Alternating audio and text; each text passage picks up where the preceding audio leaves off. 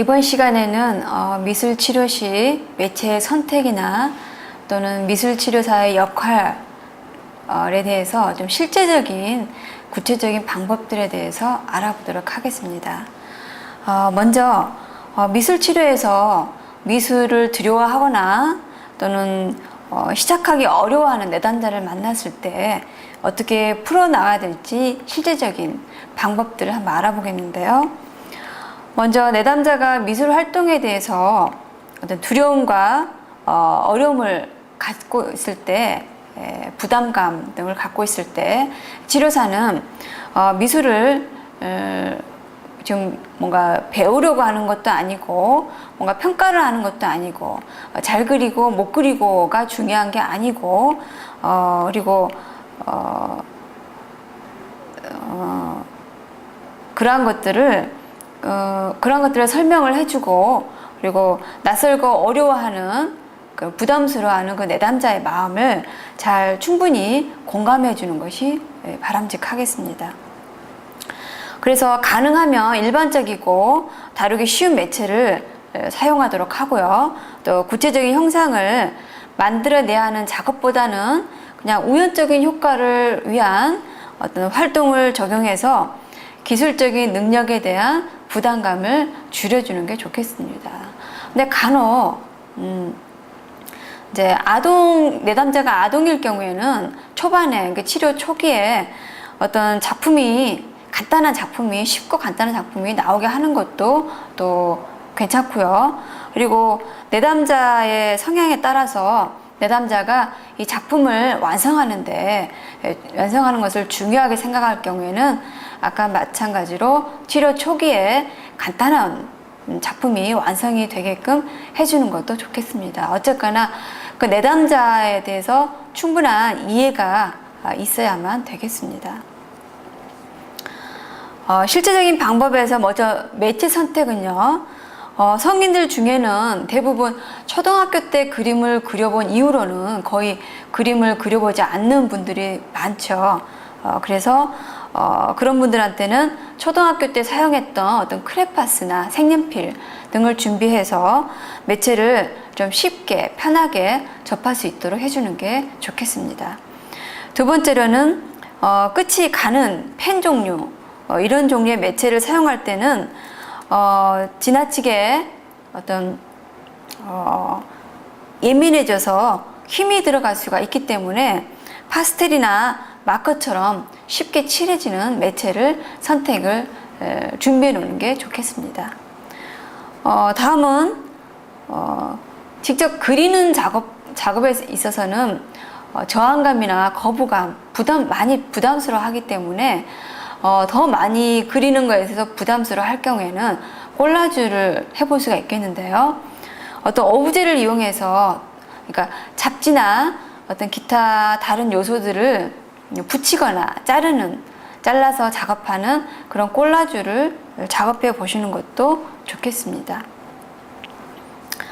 또한 전분가루의 반죽처럼 이렇게 뭉쳐지는 것 같으면서도 뭉쳐지지 않는 그런 독특한 어떤 촉감적인 매체를 활용해서 무의식적으로 어떤 퇴행적인 심상에 접촉해서, 즉 퇴행이 일어나게 해서 마음을 편안하게 이완시켜 주는 것을 초기에 주제로 잡아서 작업하는 것도 좋겠습니다. 다음은 이제 찰흙이나 낙엽 또는 솔방울이나 나뭇가지, 이런 자연적인 것들을 매체로 선택해서 정서적인 안정을 줄여주는 것도 좋겠습니다. 두 번째, 활동에 있어서는요, 상호면 분할법과 같이 치료자와 함께 놀이를 하는 것처럼 놀이를 적용해서 긴장을 이완시켜 주는 게 좋겠는데요. 상호면 분할법은 한 장의 도화지에 치료자와 내담자가 번갈아 가면서 어떤 면을 분할해서 색을 칠하는 그런 것이 상호면 분할법입니다. 두 번째는 이제 데칼코마니나 난화나 실그림, 또 마블링 같은 우연한 작업들을 해서 어떤 흥미를 돋워주는 그런 작업을 하는 것도 좋겠습니다. 다음은 이제 물감을 떨어뜨려서 입으로 불거나 또는 물감을 흘리거나 또는 색 스프레이를 뿌리거나 하는 등 좀 자유롭고 이완된 활동을 통해서 자유로운 심상을 표현해내도록 하는 게 또 좋겠고요. 집단일 경우에는 사포 조각 그림, 즉 사포를 각각 그 8절지 정도 되는 16절지 정도 되는 사포를 각각 한 장씩 그려서 나중에 그것을 다 붙이는 그런 사포 그림이나 그림을 돌려서 그리기나 또는 이어서 그리기 또는 그런 작업을 통해서, 즉 함께하는 작업을 통해서 또 부담감을 줄여줄 수도 있겠습니다. 그리고 또 이제 핑거 페인팅으로 어떤 정서적인 안정이나 저항감의 감소, 또 이완의 효과를 주는 작업들을 해볼 수도 있겠습니다.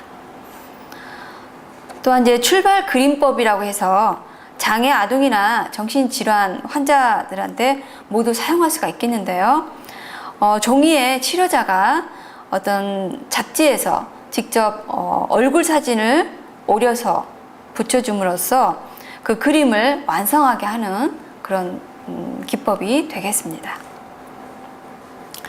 자, 다음은 미술치료사들이 단순한 매체와 단순한 과정을 복잡한 매체와 어떤 복잡한 과정보다 더 선호하는 이유를 한번 알아보겠는데요.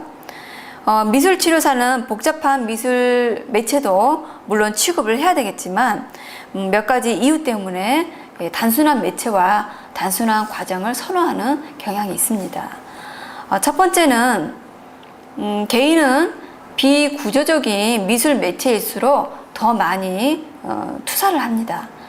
이 비구조적인 미술 매체라면, 그러니까 치료자가 매체를 제시하거나 제안해 주는 게 아니라 내담자가 직접 선택하게 하는 것이 비구조적인 미술 매체인데요. 이 모든 미술 치료사는 내담자가 개인적으로 의미 있는 창조가 이루어지기를 바라기 때문에 자연스러운 심상을 나타나게 하기 위해서 어떠한 방법이나 제시를 줄이는 게 좋겠습니다. 여러 가지 작업 활동으로 작품을 만들어낸다거나 그림을 그릴 경우에는 이건 미술치료 활동이 아니라 단순히 어떤 미술 작업을 하는 것이기 때문에 어떤 엄격한 규칙이 요구되는 미술 작업은 단순히 어떤 지시사항을 따라야 되고 어떤 충분한 자연스러운 심상을 나타내기가 아주 어렵습니다. 그래서 이거는 미술치료의 목표나 본질과는 좀 거리가 멀다고 하겠습니다. 심지어는 이제 종이 공예에 있어서도 색과 배열에 대한 개인적인 어떤 선택에 있어서 있음에도 불구하고 심상은 억제될 가능성이 많다고 보고 있습니다. 다음으로는 어떤 지시사항 없이도 모든 연령층의 사람들이 쉽게 이용할 수 있기 때문인데요. 내담자들이 흔히 질문을 많이 하는데 이 미술 치료에 대한 어떤 재료가 사실 아동이 이용하는 것하고 똑같다고 볼 수 있겠습니다. 그러므로 모든 연령층이 빨리 좀 쉽게 사용할 수 있는 크레파스나 물감이나 점토를 사용하시는 게 좋고 좀 더 빨리 학습할 수 있는 간단하게 빨리 학습할 수 있는 매체들을 사용하고 있습니다. 자, 다음은 미술치료 초기에 내담자의 긴장을 이완시키고 치료에 대한 저항감을 줄이기 위해서 그러니까 초기 세션에서 할 수 있는 것들을 한번 알아보겠는데요. 첫 번째는 이제 가장 많이 사용하는 게 핑거 페인팅이 되겠습니다. 치료 초기나 말기에 사용을 하는데요. 이것은 정서의 안정과 치료에 대한 어떤 거부감을 감소시키고 저항을 또 감소시키고요.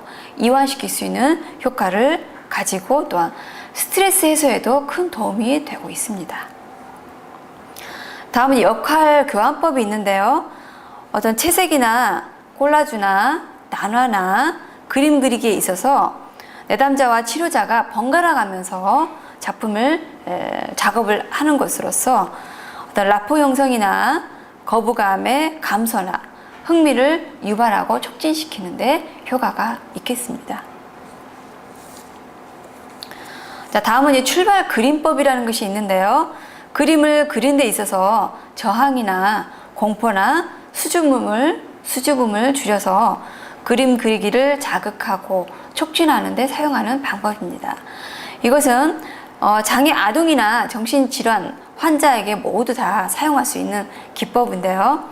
종이에 치료자가 직접 잡지에서 얼굴 사진을 오려서 붙여주거나 그려줌으로써 그림을 완성하게 하는 방법입니다. 자, 다음은 미술치료에서 미술치료사의 역할과 자세에 대해서 알아보겠는데요.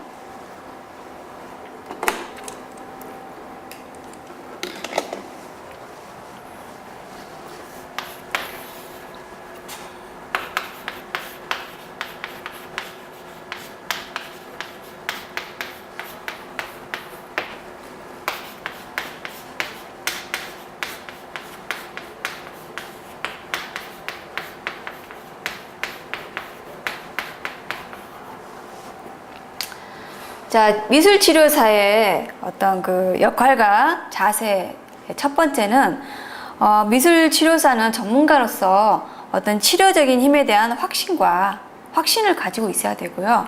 그리고 모든 사람들이 매체를 통해서 창작 작업을 할 수 있는 어떤 전문성과 책임감이 필요하다고 보겠습니다. 그러기 위해서는 이 치료사에게 요구되는 개인적인 자질로는 심리학적인 전문성, 즉 정신병리 지식이나 어떤 심리학 이론과 기법들에 대한 전문성이 있어야 되겠고요. 그리고 치료사는 민감해야 되고요.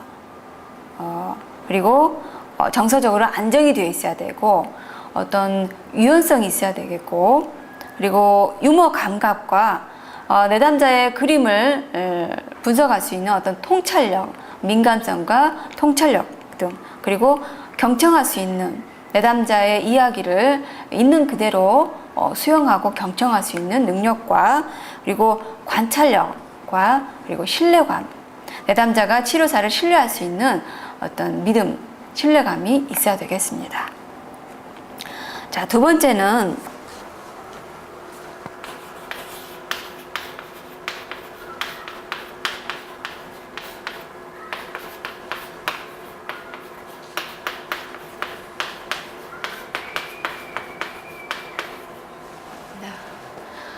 미술 치료사는 그 내담자의 치료 목표에 맞게끔 일관성 있는 자신의 치료적 관점을 가지고 있어야 되는데요. 예를 들어서 재활적 관점에서 어떤 발달 미술 치료를 할 것인지, 아니면은 창의적인 활동에 내담자의 내면에 있는 어떤 창의성을 끌어내서 잠재력을 표현할 수 있게 거기에 치중할 것인지, 아니면은 심층 심리학적인 접근을 해서 내담자의 문제를 해결하게 할 것인지, 이런 치료적인 맥락을 가지고 있어야 하겠습니다. 자, 세 번째는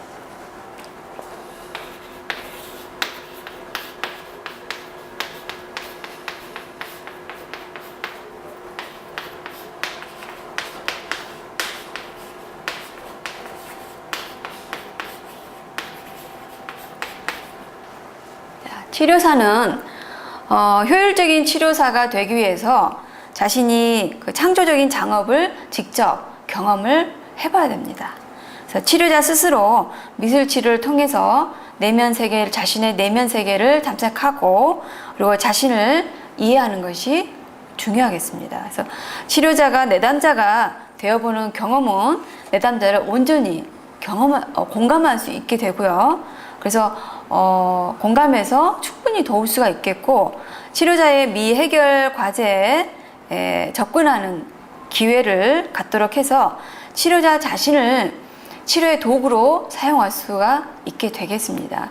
치료의 도구란 말은 예를 들어서 사람을 신뢰하지 못한 내담자가 왔을 경우에 이 치료자와의 관계에서 사람에 대한 신뢰를 생겨서 어떤 신뢰감에 대한 문제를 해결할 수가 있겠습니다. 자, 다음은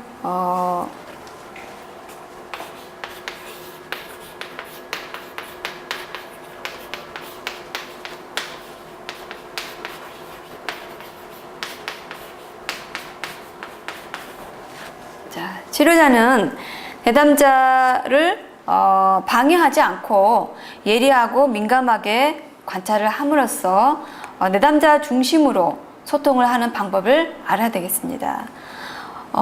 올트의 말처럼 그림은 천마디의 말에 가치를 가질 수가 있다고 말을 했는데요. 그것보다는 그림 제작 과정을 관찰하는 것은 만마디의 말보다 가치가 있다고 할 수가 있겠습니다. 자, 다음은요.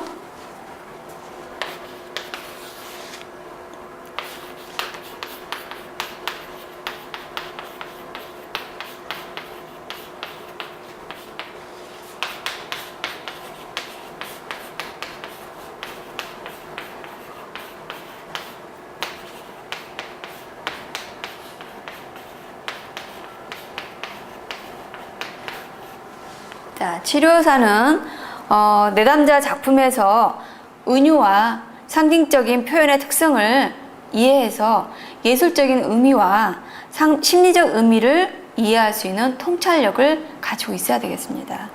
즉 미술 작품이 말하고 있는 것을 들을 수 있는 방법을 터득해야만 되겠습니다.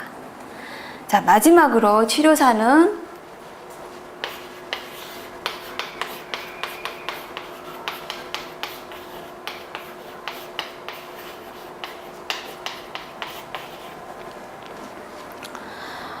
내담자를 향해서 진심으로 인간적으로 대하고 행동할 수 있는 진실성과 그리고 온정을 가지고 있어야 되겠습니다. 자, 이렇게 미술치료사의 역할과 자세에 대해서 알아봤고요. 자, 이번에는 미술 매체에 관련해서 이제 미술치료사의 역할을 알아보겠는데요. 첫 번째, 매체와 창작 과정에 대해서 치료사는 개인적인 경험을 해야 되고요. 그래서 내담자가 편안하게 사용할 수 있도록 사용하고 체험할 수 있도록 도와줘야 됩니다. 그래서 치료사는 매체들이 어떤 심리적인 작용을 하고 또 어떤 특징을 갖고 있고 또 매체와 다른 매체가 만났을 때 어떤 특징을 가지고 있는지 등을 자세히 알고 있어야 되겠습니다. 두 번째는 비구조적인 미술 매체일수록 더 많이 투자를 하는데요. 그래서 쉽게 이용할 수 있는 단순하고 간단한 매체를 사용해서 자연스러운 창작 작업이 되도록 해야 되겠습니다. 또한 미술치료사는 튼튼하고 효과적인 미술 매체를 이용을 고려해야 되는데요. 미술 매체의 좋은 특성을 알고 있어야 되고 그리고 미리 어떤 작업이 될 거라는 것을 과정과 그리고 미리 예상을 하고 있어야 되겠고요.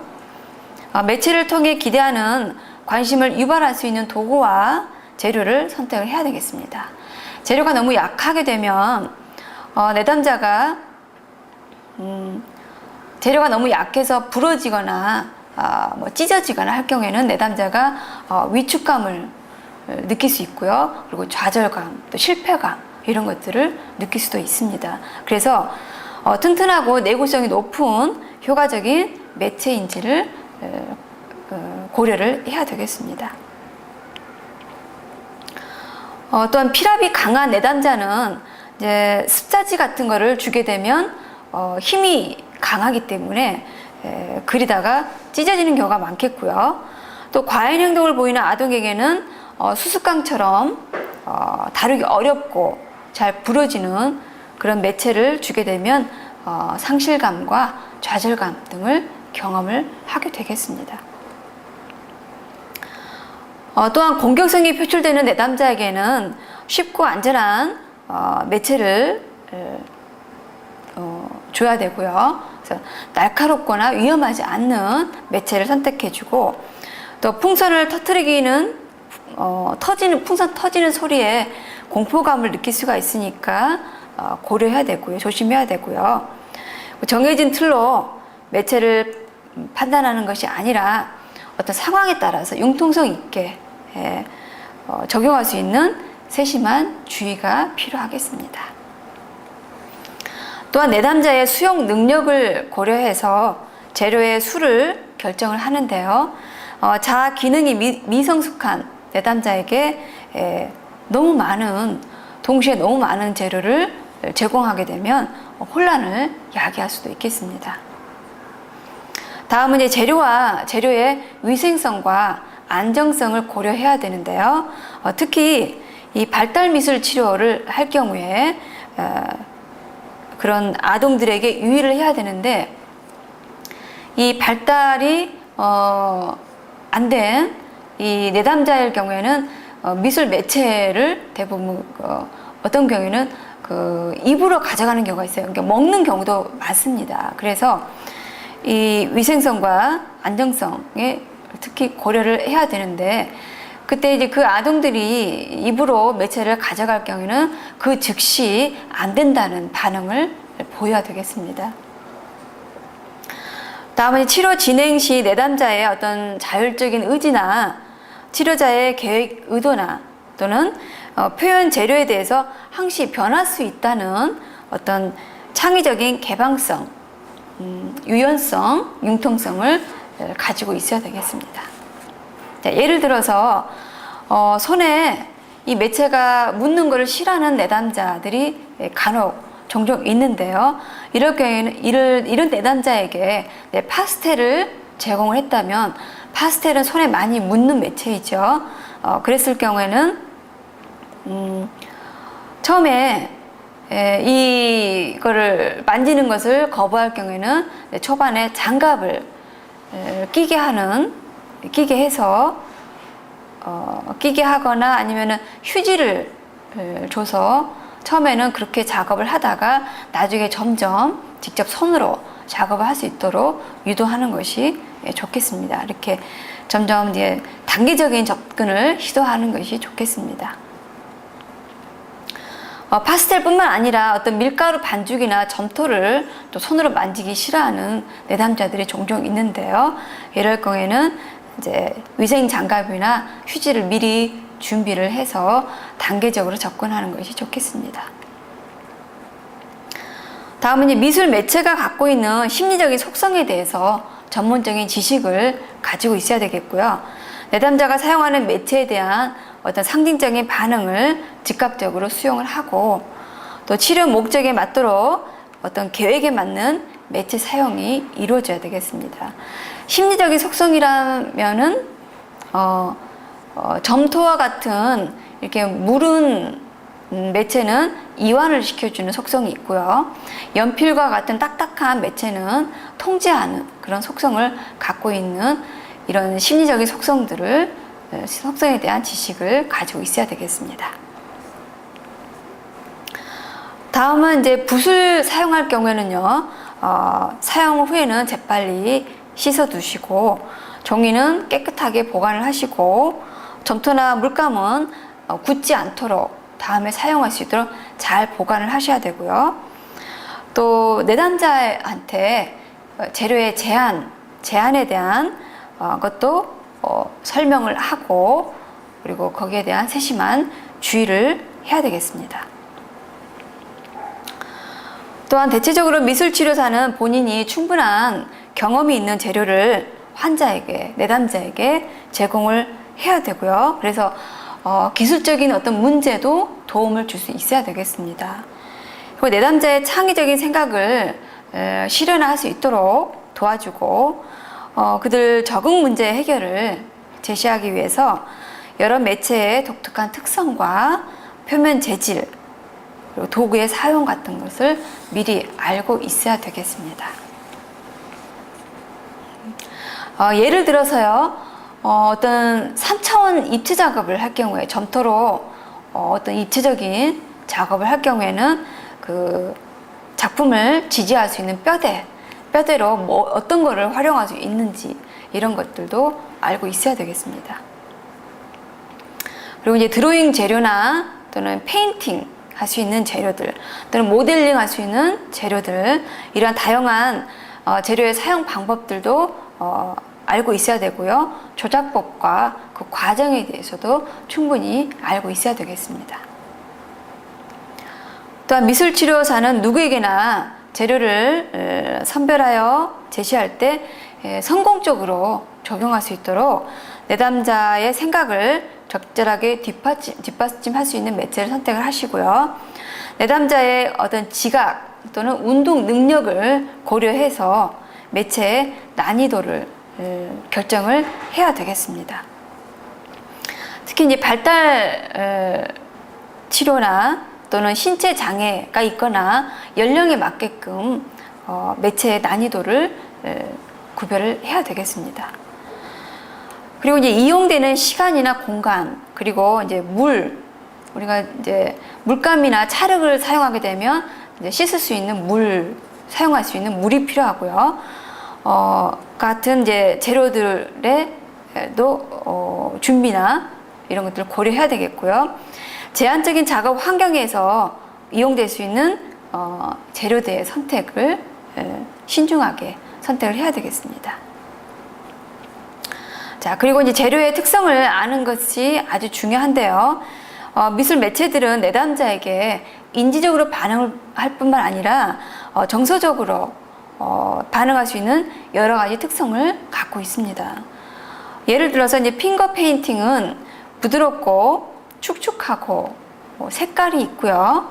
그래서 이 축축하고 끈적거리는 질감 때문에 어떤 편안함, 이완감을 느낄 수도 있지만 또 번거로움을 느낄 수도 있습니다.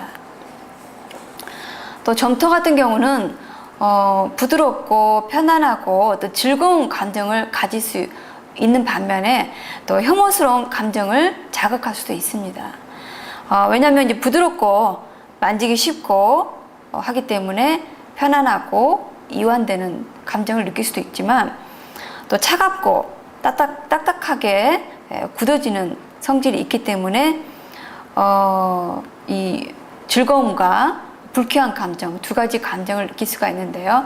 특히 부적응 아동들, 상처가 많은 아동들에 있어서는 이 점토를 똥이라고 생각해서 잘 만지는 거를 거부하는 경우도 많습니다. 따라서 재료들의 이 활동적인 측면과 상징적인 특성을 인식하는 것이 중요하고요. 내담자들이 여러 다른 매체와 작업 과정을 우연히 접할 때 나타나는 어떤 영향력을 충분히 고려를 해야 되겠습니다. 자, 다음은 미술 치료에서 지켜야 될 윤리에 대해서 알아보도록 하겠는데요. 서비스 전문가가 되는 것은 개업을 하든 기관에 있든 이 환자의 이 비밀을 지키고 역할과 경계의 분명함을 유지하는 것은 아주 중요한 일입니다. 그래서 미술가들은 작품을 세상에 공개하는 것을 공개하고 적극적으로 이렇게 자신의 세계로 초대를 하고 있지만, 미술 치료사는 치료하는 사람들에 대한 어떤 책임감을 저버리지 않고 어떤 개방형 작업장처럼 영역을 확장시킬 수가 있어야 되겠습니다. 이 윤리적인 행위의 모든 이 기본 토대는 사람들을 존중하는 것인데요. 진심으로 다른 사람들을 존중한다면 어떤 윤리적인 것을 따르게 되어 있겠습니다.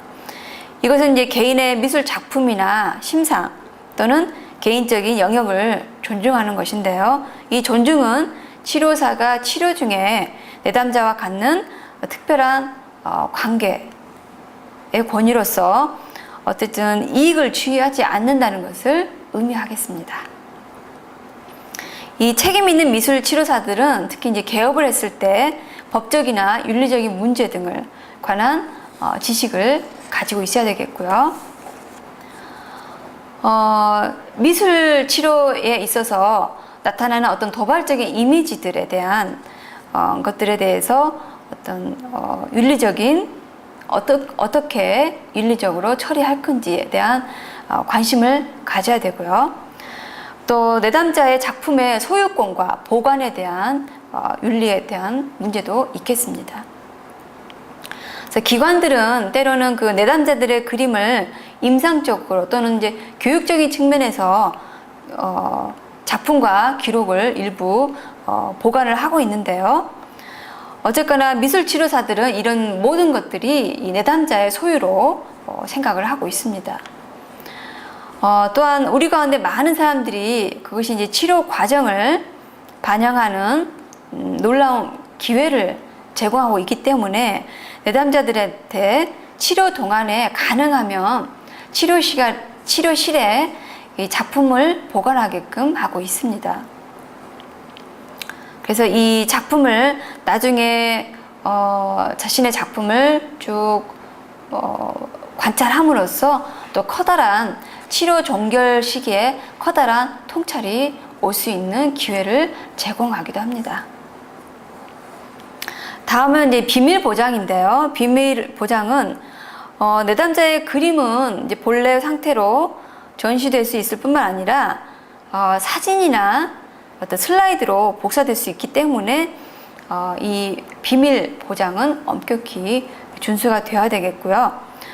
전시에 있어서는 이 미술 치료사들은 내담자 작품을 전시할 경우에 반드시 동의를 얻어야 하고 이 작품을 통해서 감동을 받거나 또는 때때로 이제 소득을 얻을 수가 있는데 이 내담자들의 이러한 내담자들의 동의에 의해서 작품을 전시할 경우에는 이 내담자들한테 굉장한 경험을 할 수 있는 기회를 제공하기도 합니다.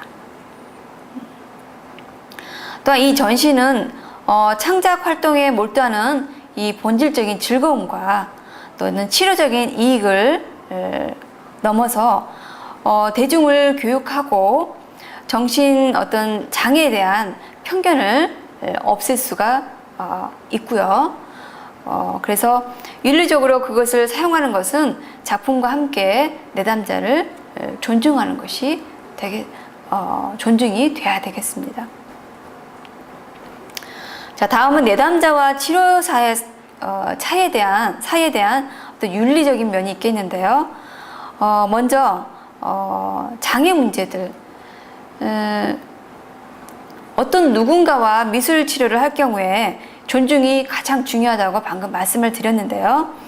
근데 치료사가 충분히 파악하지 못할 수도 있는 어떤 방법으로 내담자가 뭔가 근본적으로 다르게 행동할 때 치료사가 존중하는 것이 어려울 경우도 있습니다. 그래서 이것은 이제 내담자가 겪는 특별한 질병이나 장애에 따라 차이가 있을 수 있겠는데요. 그래서 내담 치료사는 이런 병리적인 지식이나 그리고 내담자에 대해서 아주 민감하고 예민한 관찰이 필요하겠습니다. 장애인의 경험이 정상인의 경험과 다르다는 것을 이해하는 것이 굉장히 어렵지만 절대적으로 필요하고요. 그것은 내담자가 반응을 할 때 그리고 창작하는 동안에 내담자가 세상과 미술에 경험하는 방식에 영향을 줄 수가 있겠습니다. 또한 이제 각기 다른 발달 단계에 있는 사람들을 집단으로 치료를 할 경우에는요, 이 발달장애 문제들을 절대적으로 알고 있어야 되겠지만 그 사람들이 세상에 존재하는 다른 방식을 가능한 많이 이해하려고 노력하는 것이 필요하겠습니다. 예를 들어서 로엔펠드는 부분적으로 또는 완전하게 시각장애 아동은 세상을 보기 위해서 그들의 이제 촉감과 어떤 운동 감각을 더 많이 사용하고 있다고 얘기를 하는데요. 근데 일반 사람들은 그들의 한정된 시각에 더 많이 의존을 하고 있습니다. 그래서 이런 두 가지 유형을 촉각형과 시각형으로 나누고 있는데요. 볼 수 있는 사람들, 시각 장애가 아닌 사람들을 대상으로 한 연구를 통해서 볼 수 있는 사람들에게도 방금 말씀드린 이 두 가지 유형, 촉각형과 시각형이 다양한 등급으로 있다라는 결론을 얻고 있습니다. 이런 차이들은 치료사가 내담자의 미술 작업에 동기를 부여하고 인도하는 방법에 큰 영향을 미치게 되겠습니다. 자, 두 번째로 고려해야 될 사항들은 복합 문화에 대한 문제들인데요. 최근에 이런 문제들이 많이 대두되고 있는데 미술 치료사들은 장애인들에 대한 자신들의 어떤 선입관을 조절하는 것처럼 이 내담자들에 대한 다른 문화에 대한 자세를 대한 자료나 자세를 맞춰야 되는데, 다른 문화의 가치와 전통에 대한 존중은 그 문화의 미술을 포함해서 복합 문화적인 감상에 이르는 비결이 되겠습니다. 몇 년 전에 한 연구에서 스페인계의 피실험자들이 색채에 감정적으로 반응하는 경향이 높다. 그리고 비스페인계의 피실험자들과 비교를 했을 때 스페인계의 피실험자들이 색채에 대한 감정적으로 반응하는 경향이 더 높다라는 연구 결과가 있는데, 이제 이런 문제들은 미국에서 특히 관심을 가지고 있었는데 우리나라도 다문화 가정이 점점 늘어나고 있기 때문에 이런 소수민족 출신들의 미술치료사들의 증가와 미술치료사들의 어떤 의식을 높이는 것이 절실하게 요구가 되고 있습니다. 특히 이제 그룹으로 진행이 될 때 이 미술치료사들이 인종차별을 하지 않는 경향이 있다 할지라도 자신도 모르게 이 사회적, 경제적 어떤 지위나 인종에 대해서 인종적 그 편견에 대해서 무감각할 수 있는 위험성이 있음을 충분히 고려해야 되겠습니다.